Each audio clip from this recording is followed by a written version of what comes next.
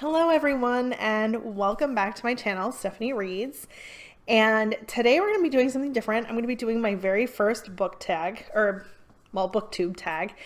And for those of you who don't know, because I had to watch a bunch of videos to figure this out, but a tag is basically, there are like a series of questions that go around and people will answer them in their own videos and then tag someone else, and then someone who's been tagged is supposed to do the video and pass it along. Originally, I saw this on Yasmina's channel. Yasmina, I think is how she pronounces her name. And her channel name is just Yasmina Adina. And I will link her video down below. She's not the originator of the tag. Apparently that's from a channel called Tall Tales, but I've never seen it. So her video is the one that I'm going to link down below. So the first question is, in fall, the air is crisp and clear. Name a book with a vivid setting. And I actually picked a series, not just a single book. And it's the Inheritance Cycle. How do I do this? I've never had more than one book to hold up before. Okay, there we go.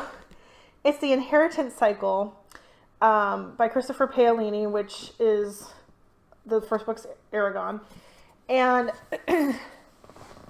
this is a high fantasy series about a boy who finds what he thinks is a fancy stone, and it ends up being a dragon egg. And the dragon hatches and bonds with him, and shenanigans ensue. I mean, that is very much oversimplification, but for those of you who don't know, that's what the book is about. And I read these.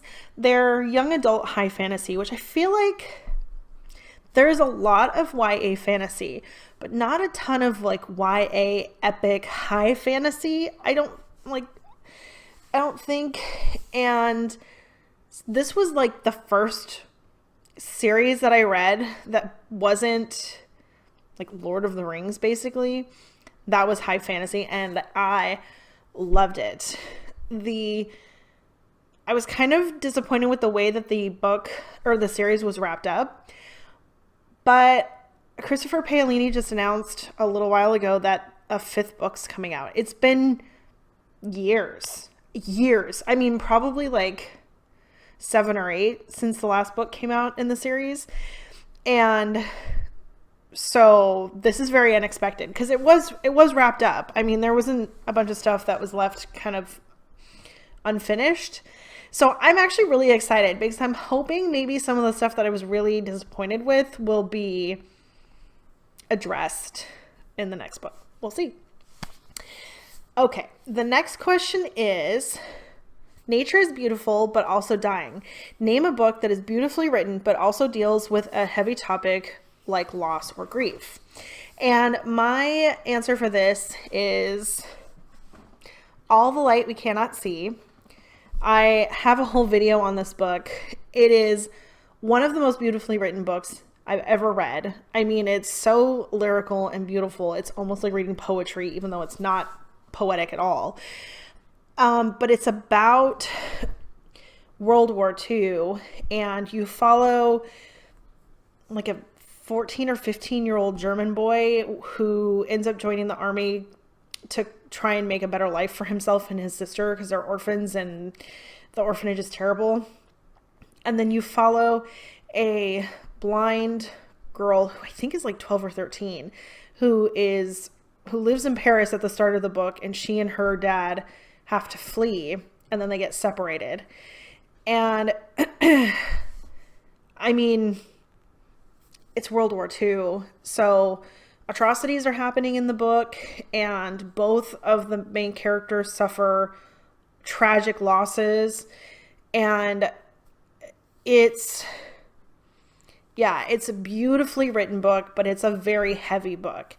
Topic wise, it is a substantial book as well, but so if you're interested, I will also link my video to that down below in case you wanted to know a little bit more about that. The next question is, fall is back to school season. Share a nonfiction book that taught you something new. So I don't really read a lot of nonfiction. And the ones that I do read tend to be memoirs. I do enjoy memoirs, especially doing audiobooks that are narrated by the author. But those aren't like educational, meant to inform books, really. But I read a book. I thought and thought about this, and then I was like, there's a book that I reference all the time. And it's so random. I don't even remember how I found it, but it's called Beeronomics, and I'll post a picture of the cover here. But Beeronomics, How Beer Explains the World. And it's actually really, really interesting because it talks about beer from more or less its inception. I think they talk about it in like ancient Egypt and stuff, if I remember correctly. And they talk about the way it has influenced like world markets and the types of crops that are grown, and how there have been like scientific breakthroughs that have come from people, how chemistry basically started by people trying to figure out ways to like tinker with the chemical makeup of beer and how to brew it better and how to grow the yeast better. And I guess if I remember correctly, the method of pasteurizing was originally invented to do something with beer. And so the way like we pasteurize milk and stuff now is a technique that was developed to help beer last longer. I mean, so fascinating. And it's one of those books where you look at it and you're like, oh, this is super goofy and it's just a spoof. But there was actually so much really interesting information in that book. So yeah, it's super random, but I end up talking about that book. Like, things come up in conversation all the time where I'm like, actually, I read this thing in this book once. So, okay, the next question is, in order to keep warm, it's good to spend time with people we love. Name a fictional family or household or friend group that you'd like to be a part of. Well, I mean, the absolute most obvious answer is to be a part of like the Hogwarts group. Like, I went on Pottermore and I'm a Ravenclaw, so I'd love to be a part of like the Ravenclaw house. Or to be a part of like the Weasley family. But I feel like that answer is so obvious, and that's what everybody wants to say is like Harry Potter. So instead, I picked the Peabody Emerson family from the Amelia Peabody series, which I've also talked about. I'll link down below. Or Camp Half-Blood is pretty cool too. I am not interested in the things that they have to do, like the to the death games of capture the flag, or like the climbing wall with hot lava coming down it and that sort of a thing. But I really like the groups of people. And so I think it would be fun to maybe be a counselor that doesn't have to do the actual like training classes at Camp Half-Blood. The next one is the colorful leaves are piling up on the ground. Show us a pile of fall colored spines. So I don't actually own very many books, which is why my decor is not books, because I don't actually have enough books to fill the shelves and make them look nice. But because my rule of thumb, we have here in King County one of the top rated library systems in the entire country. So I am super blessed to be able to not have to buy books. I have access to basically anything I would want off of the library's website. I can either like download it to my Kindle or download it straight to my phone for an audiobook. Like, I don't even have to go in and get a physical book if I don't want to. If it's like 3 o'clock in the morning and I'm like, hey, let's start a new audiobook, I can just go on and download it. So I just don't really feel the need to spend money on books. And so the books that I do have were either ones that I bought for school, or I have a few that I bought in Ireland that are like about mythology, about like fairies and brownies and that sort of a thing, or people have given me. I have a handful of books that people have given me, or they're books that I've read multiple times and I know I will continue to reread. So the colorful books that I have is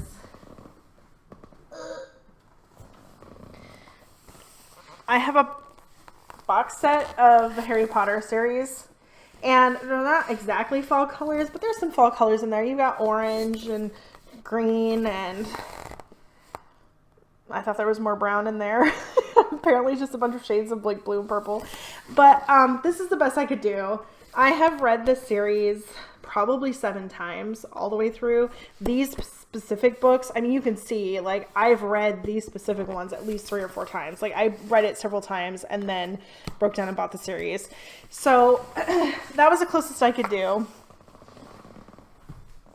because I just don't own that many books. Okay, the next question is, follows the perfect time for storytelling by the fireside. Share a book wherein somebody is telling a story. And I couldn't think of a book that I had actually read where this is the case. I know Patrick Rothfuss's Kingkiller Chronicles. The first book's The Name of the Wind, or The Name of the Wind. That's the setting for that, but I've never read that. So I didn't really want to mention something I'd never read. I kind of thought about The Hobbit and Lord of the Rings, because at the end you realize that it's Bilbo telling his story for like The Hobbit, and then at the end of the Lord of the Rings it's Frodo doing the same. You're like reading his journal that he's written. But that's not quite the same as like someone sitting by the fireside. And so the closest thing I could think of was the Tales of Beedle the Bard. They're made up fairy tales that, they reference in the Harry Potter series. But in the book, they actually have sections where they've interviewed people where it's like Albus Dumbledore telling this story, or telling like his memories of the story, or that sort of thing. So this isn't really an exact answer, but this was the closest I could think of.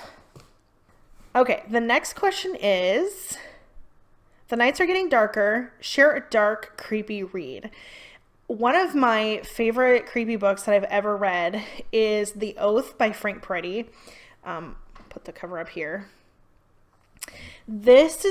So Frank Peretti is a Christian author, and he writes like contemporary spiritual fantasy sort of a thing, I guess would be the best way to describe it, would be his like genre.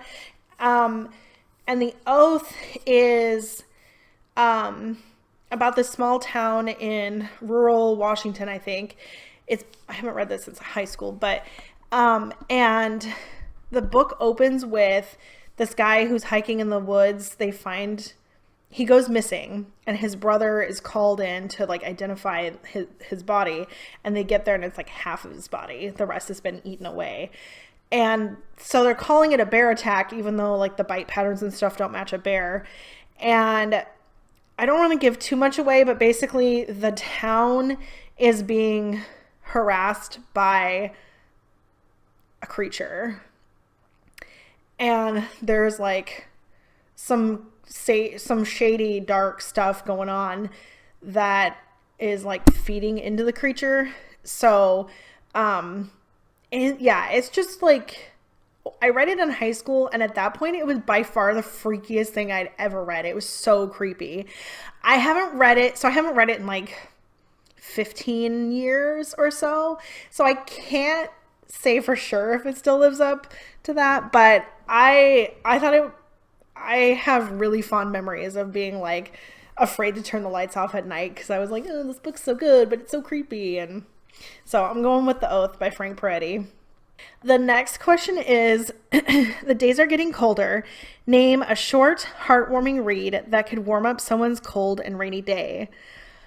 I don't do, like, as I've just shown, a Tales of Beedle the Bard, I don't really do short books. Like, I don't really do novellas. So I couldn't think of anything short. So I did something that's like a really quick read, even though it's not actually a short book. And I picked Skinny Dip by Carl Hyacin. I don't know if I'm actually pronouncing that right, but the book is hilarious and upbeat, and the premise is basically this woman is in a terrible marriage. The guy that she's married to is a terrible guy, and I can't remember if he's like cheating on her or something, but they're on a cruise for their anniversary and he pushes her overboard to try and murder her, and she ends up not dying.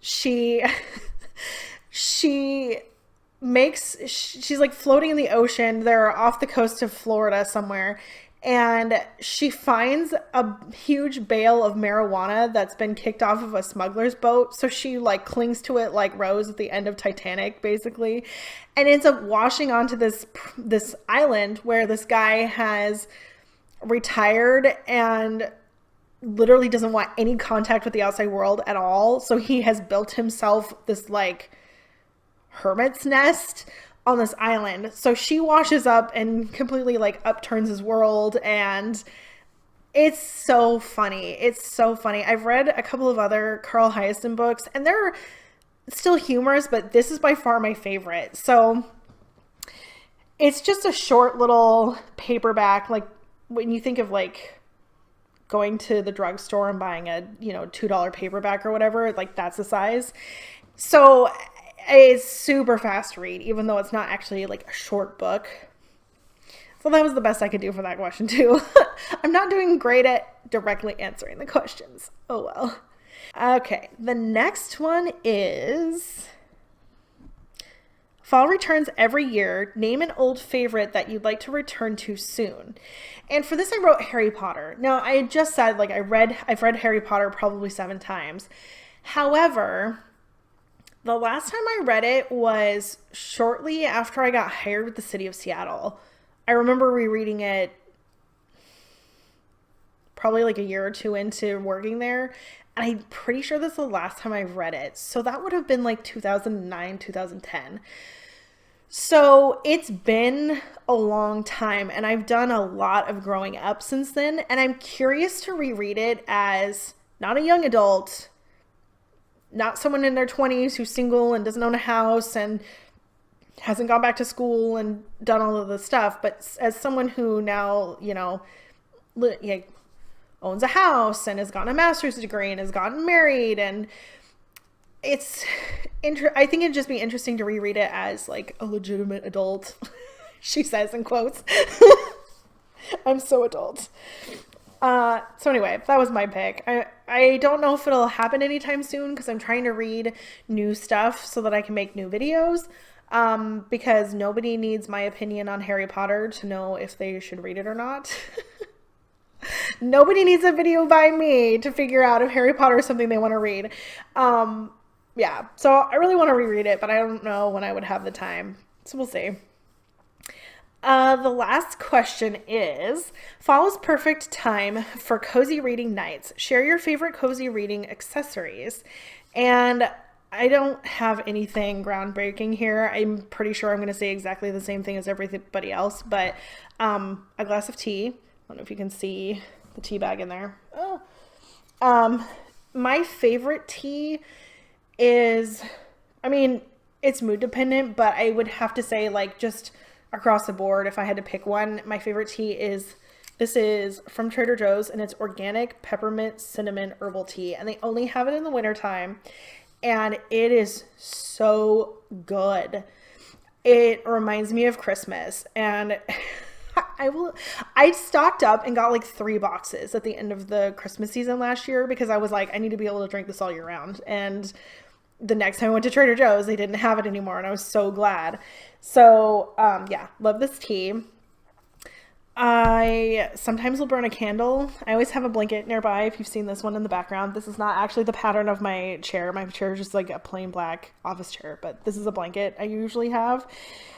Or I'll wear like a fuzzy robe or a big sweatshirt. I just like to be warm and comfortable. So, yeah. So that's the end of this video. That was all of the questions. I hope you liked it. If you did, give it a thumbs up. And I hope to be doing another tag soon. I have another one that I saw somebody do that I thought was really interesting. So probably more like this coming soon. And if you want to see more content, make sure to subscribe before you leave. And until next time, happy reading. Her name is Yasmelda. Shoot. I was ill prepared. So